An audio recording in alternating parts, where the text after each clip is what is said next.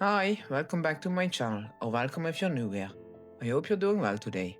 In today's video, I'm building a small starter home for the first generation of the Pack Legacy Challenge created by Rosannatxt.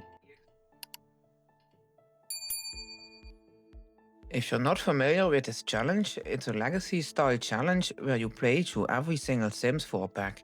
Each generation focuses on a different pack, with its own goals, storyline, and gameplay rules. I really love the concept because it encourages you to actually explore futures you might normally overlook. The first generation is where everything begins, so I wanted to create a cozy and affordable starter home that really fits that fresh start energy. Something simple but still full of personality. I will link the challenge in the description box below in case you want to try it yourself. I'm also planning to turn this into my very first Let's Play series on this channel, which I'm super excited about. The first episode should be going live at the end of this week, so if you don't want to miss it, make sure to subscribe and turn on notifications.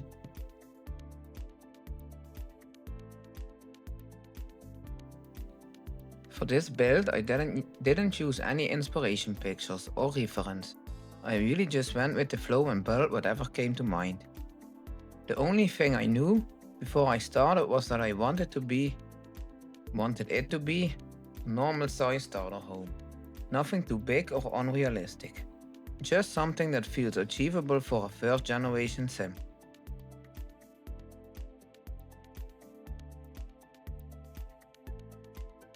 In this Pack Legacy challenge, it's actually allowed to use money cheats.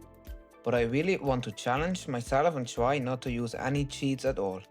That means I had to keep the budget in mind while building, so the final price couldn't be too high. As you can see, freestyling the exterior actually went pretty well. I didn't have a strict plan, but sometimes those builds turn out the best. I should also mention that the pack for the first generation is Outdoor Retreat. That's why I limited myself to using only base game and the Outdoor Retreat pack for this house. The rules of the challenge do say that you're allowed to use other packs for the build itself. But I felt like it would make more sense and be more in line with the spirit of the challenge to only use base game and the future pack for this generation.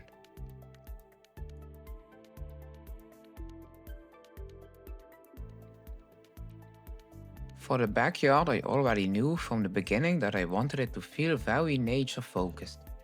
Our founder is someone who absolutely loves being outdoors, a real nature enthusiast. From fishing and camping to herbalism and collecting insects, everything about this generation revolves around the outdoors. So creating a garden that really reflects that lifestyle felt important. A small pond with fish was definitely a must-have. I mean, what could be better for someone who loves fishing than being able to do it right in their own backyard? It just makes so much sense for the Sim's personality and daily life.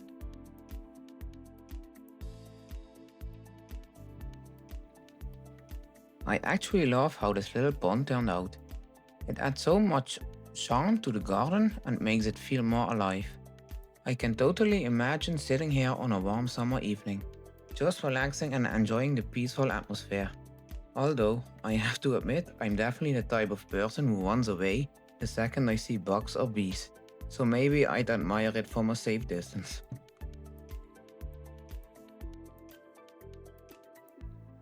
For the front yard, I just use a bit of landscaping, not too much, because I want to lay more attention on the backyard, because that's the cozy place on the building. As you can see, for the landscaping in the backyard, I tried to keep the colors and cohesive and matched some of the plants and flowers to the flower boxes on the windows. I didn't want the garden to feel too chaotic, more natural and slightly wild, but still balanced and harmonious with the house itself. I used some rocks because I think they always give it a nice finishing touch. Let me know what you think about that. I also added a small campfire area with some seating around it, that it just felt like the perfect addition for a cozy evening outdoors. I can already picture the Sim sitting there after a long day, maybe roasting marshmallows or just enjoying the quiet in their own little green bubble. Some planter boxes in the garden, little picnic table to sit at. And then we go back to the front. Yeah, in this build I went from back to front and back. But yeah, it still makes a bit of sense. Yeah, as I mentioned, the front yard is not too busy. I made a path to the house and that's about it for the front yard.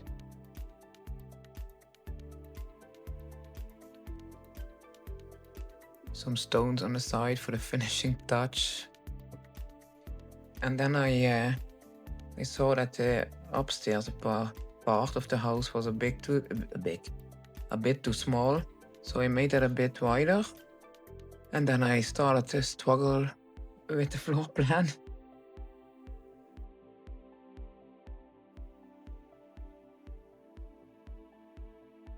I also thought it would be smart to include a small extra bedroom, mainly for gameplay reasons. That way, when the founder eventually starts a family, they won't have to move out immediately, as soon as a baby arrives. So the house can grow along with the sim a bit. I didn't make it too big, it's still a starter home after all. But it's nice to have that flexibility built in from the beginning. I always try to think a few steps ahead when I'm building for legacy challenges, especially since you will be playing in this house for quite a while. For the floor, I used the outdoor retreat floor. I never used this before, so once must be the first. Yeah, this bedroom what I had in mind was a bit too big, so I made it smaller. And as you can see later, this little space next to it has a pretty good use after all.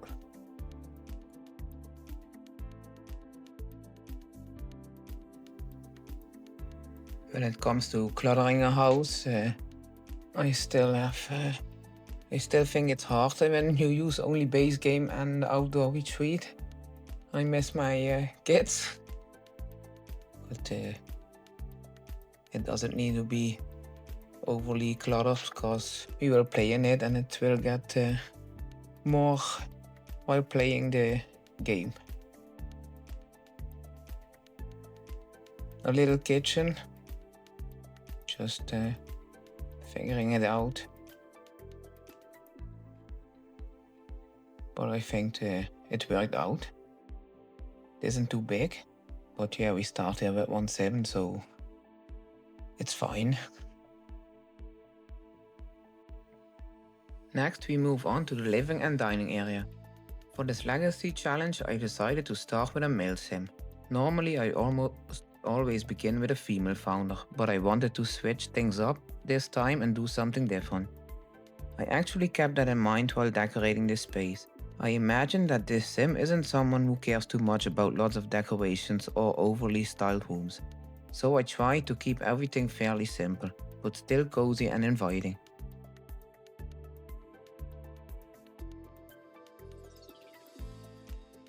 From the little extra room I mentioned earlier, I created a small workspace with a desk and a computer. Our founder is in a writing career, so it felt important to give him his own quiet corner to work in. I added bookcases on both sides of the desk because it just feels very fitting for a writer. It makes the space look a bit more complete and it adds to that cozy creative atmosphere.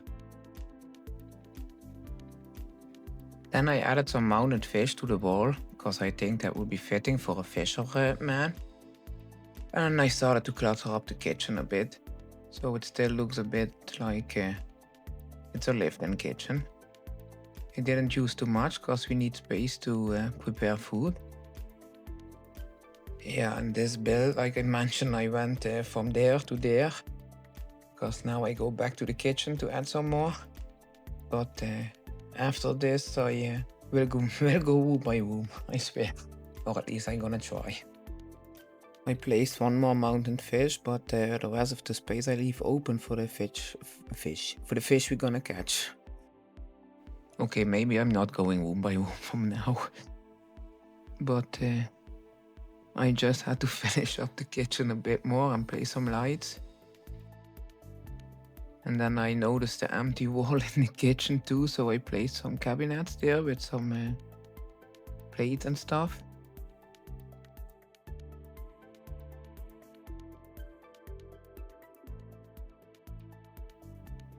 Then I went back to the living room to add some decorations. The living and dining area share one room, and it's not very large, so I had to be careful not to overcrowd it.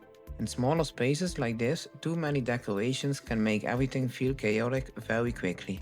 So I focused on functional pieces and just a few subtle details to give it some personality.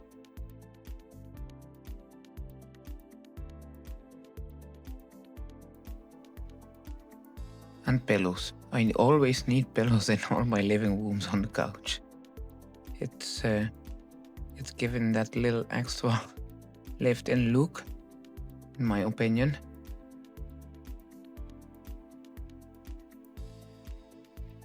Yeah, I made that coffee table a bit smaller, and then I realized I need to use tool mod to put anything on it.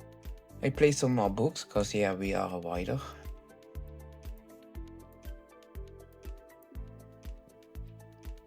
And I tried it to make it look cozy. And I think it turned out really cozy for a man's house. Then we went to the hallway, and I always struggle with hallways. So yeah, but in the end I think it turned out okay. And maybe we will change it a bit when we play in it. I think the main floor turned out pretty well. And I used some of the new paintings from the African style. I really love them since they came in the base game. But yeah, we went upside for the upside part. And for the bedroom, for the first time I used outdoor retreat furniture. And yeah, it turned out quite nice.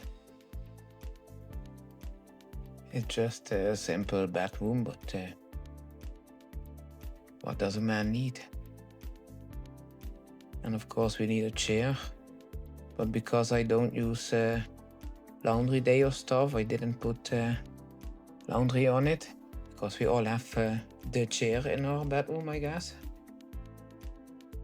Oh, this house turns out so lovely. Can't wait to start the legacy challenge in it. Yeah, little TV for the bedroom.